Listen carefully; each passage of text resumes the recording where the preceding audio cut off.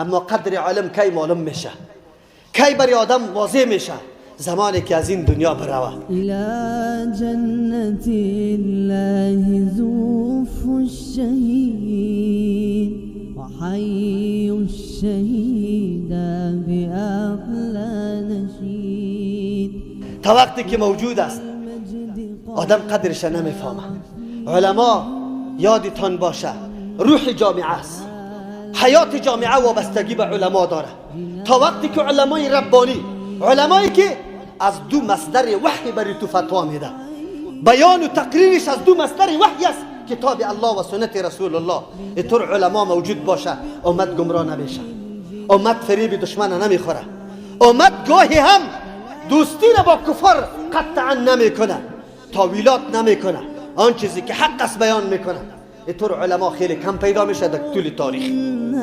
كمثل العبيد أخي صانع المجدها قد ربحت أهنيك يا فخرنا.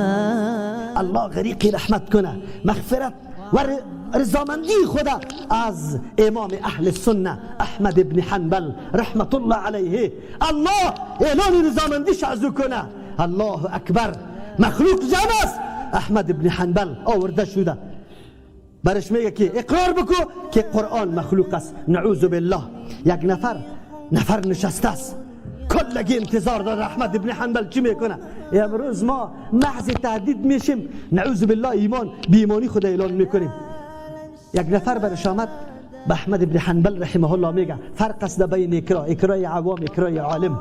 خب گوشت نواز کنی، باز بعد از اون موقف علما را بشناسی که عالم کی را میگه، عالم کی هست.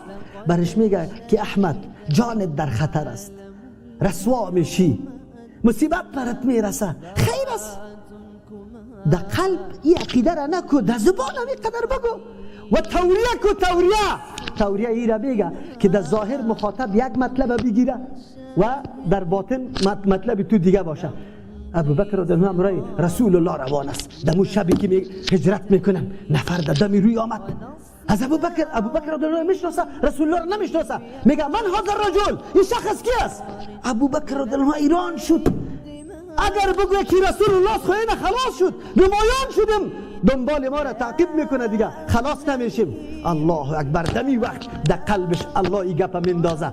رجل یهدی السبیل، شخصی است که برای من راه را نشان میده. او آدم فکر کرد که را بلد است. او ابو بکر رضی چی را مقصدش بود؟ این شخصی است که مرا راه دین نشان داده، راه حق نشان داده.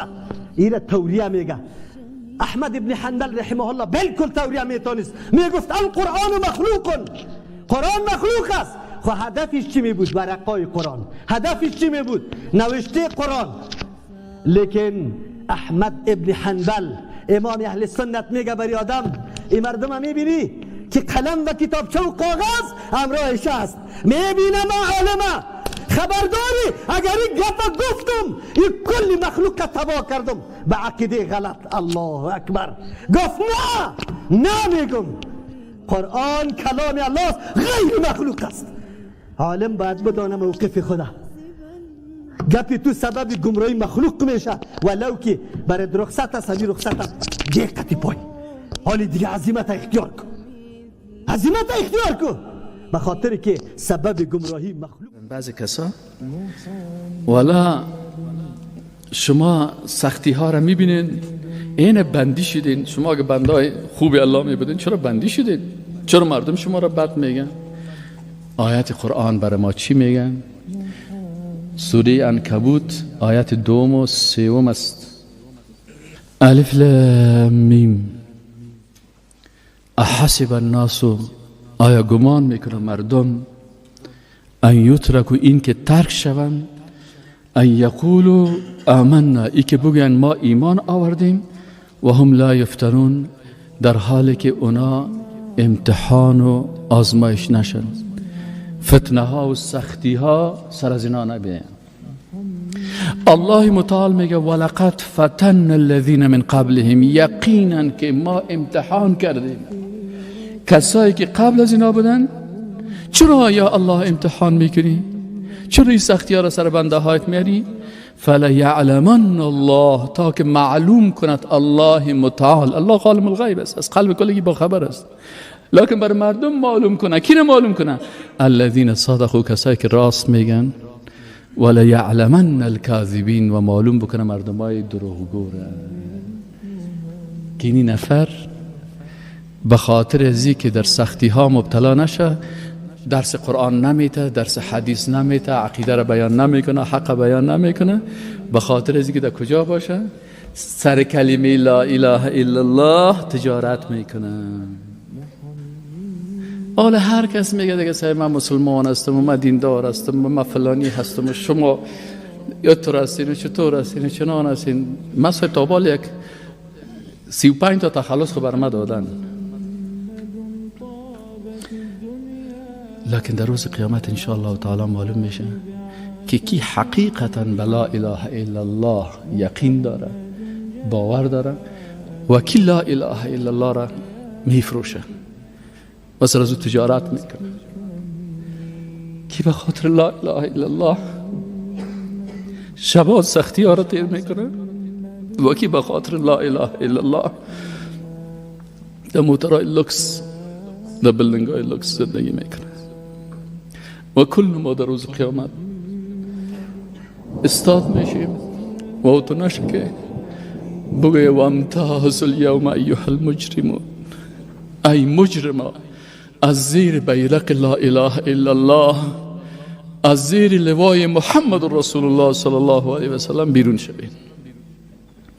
امام ابو حنیفه رحمت الله علیه یک شو میگه تا به صبح گریه میکرد و میره خانده میرفت که و امتاز الیوم ایها المجرمون، نشه که ما در جمله ازیا حساب شویم،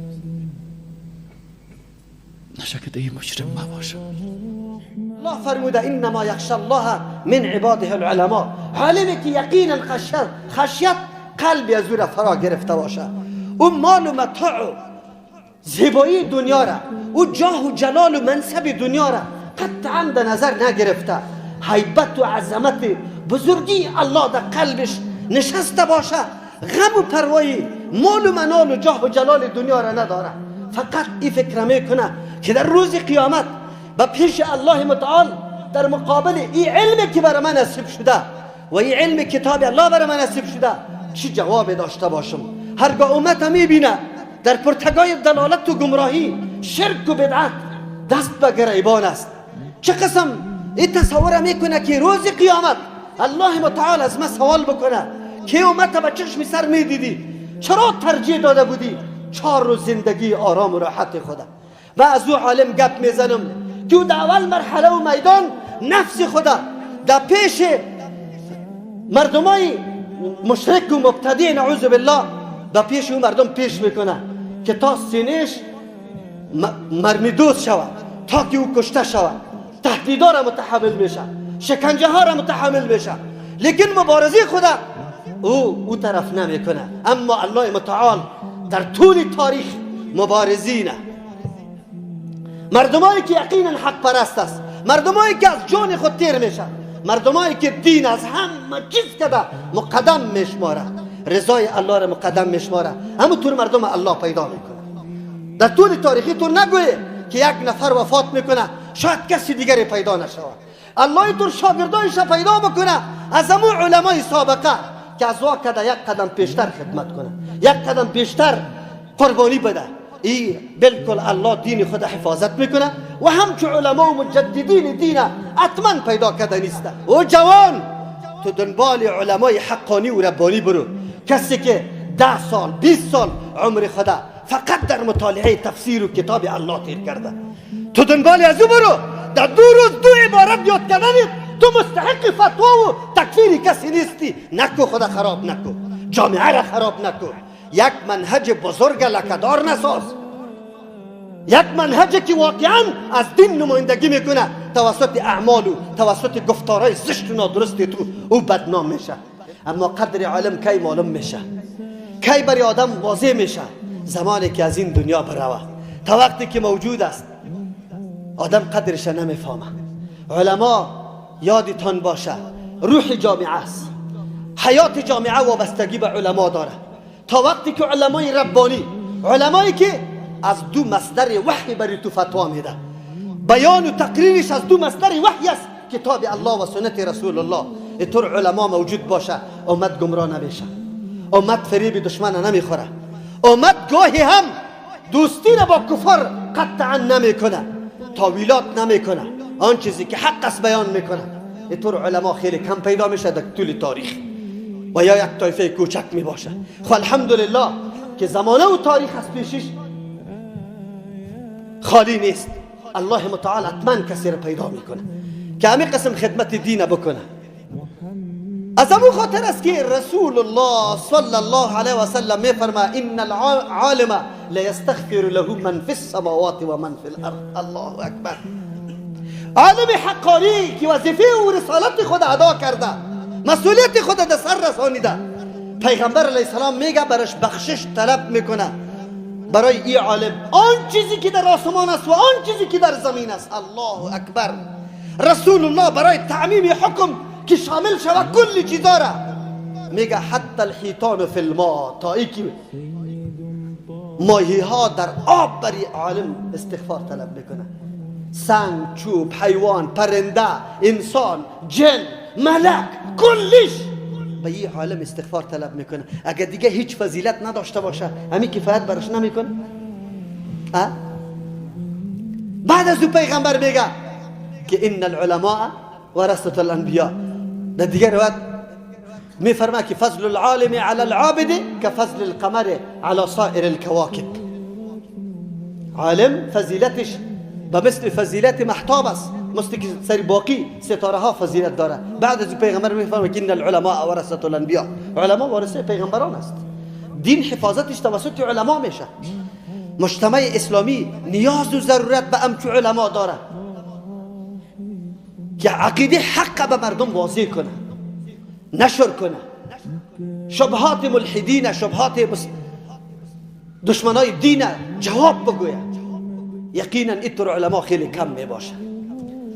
ما چه مسئولیت داریم در مقابل علما؟ ما مسئولیت داریم علما را توهین نکنیم، خصوصا علمای سلفه، علمایی که پیش تیر شده، تصنیفات کرده، فقه را جور کرده، کتابای فقه را جور کرده و قابل توهین و تحقیر نیست، نعوذ بالله. ولو که خطا شده باشه، بسیار خطا شده باشه، خطای از او قصدی نیست، خطای از او اجتهادی است، الله برش یک اجر میده. پروردگار ما و شما را توفیق نصیب بکنه که در مقابل علما بی ادب، نعوذ بالله، بد اخلاق نشویم، احترام و تکریم علمای ربانی و حقانی را داشته باشیم و در حقش دعا بکنیم. شده میتونه، علما معصوم نیست، خطاها داره، اما میشه به بسیار خفیه، تنهایی، قطش موضوع رو شریک کو که اینجا از تو اینی کار دیده شده، این خلاف شرع است یا نیست، تا که او خود جور کنه. کسی خوی طور نیست که نه فقط بگویه که گپ ماست ما قبول نداریم. ما به حق تسلیم هستیم و نه ادعای معصومیت کردیم که ما معصوم هستیم. ما بسیار خطا میشیم. الله متعال او را رحم بکنه که خطاهای ما را چی میکنه؟ تسدید میکنه، درست و برابر میکنه. بارك الله لنا ولكم في القرآن العظيم ونفعنا وإياكم بالآيات والذكر الحكيم. أستغفر الله لي ولكم ولسائر المسلمين فاستغفروه إنه هو الغفور الرحيم. صاغه الرحمن